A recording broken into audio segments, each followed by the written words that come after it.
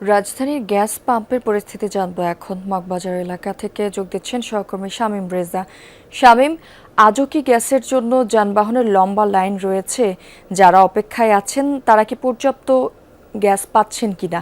হ্যাঁ জ্যোতি, সপ্তাহের প্রথম কর্মদিবস শুরু হয়ে গেছে এবং ইতিমধ্যেই আসলে আমি মগবাজারের যে সিএনজি স্টেশনে আছি সেখানে ইতিমধ্যেই 2.5 কিলোমিটারের উপরে আসলে দীর্ঘ লাইনে গাড়িগুলো দাঁড়িয়ে আছে এবং এই মুহূর্তে আসলে যারা সিএনজি স্টেশনে গ্যাস নিচ্ছেন তারা ভোর 4:30-5টার দিকে এসেছেন, যারা এই মুহূর্তে তারাই গ্যাস পাচ্ছেন।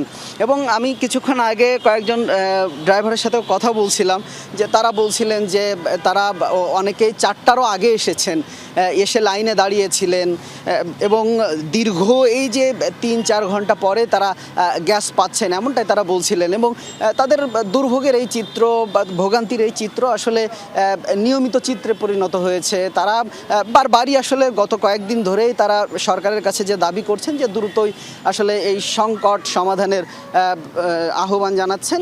আমরা এই মুহূর্তে আসলে লাইনে দাঁড়িয়ে আছেন, একজনের সাথে কথা বলবো। আঙ্কেল, একটু আসলে বলবেন যে আপনি কখন লাইনে এসে দাঁড়িয়েছেন? এবং আমি সকাল 6:30টায় দাঁড়াইছি লাইনে। এখনও আমার সামনে কমসে কম 30-40টা গাড়ি আছে। এখনো 1.5 ঘন্টার উপরে সময় নেই। হ্যাঁ, এখন কখন পাবো বলা যায়।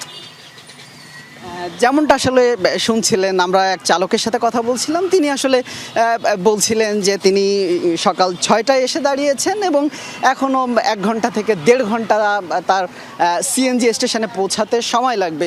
এবং আমরা আসলে মগবাজার থেকে শুরু করে পুরো বাংলা মোটর পর্যন্তই আসলে দীর্ঘ লাইনে গাড়িগুলো দাঁড়িয়ে আছে। প্রতিদিনেরই যেমন চিত্র থাকে, ছুটির দিনের যেমন চিত্র ছিল,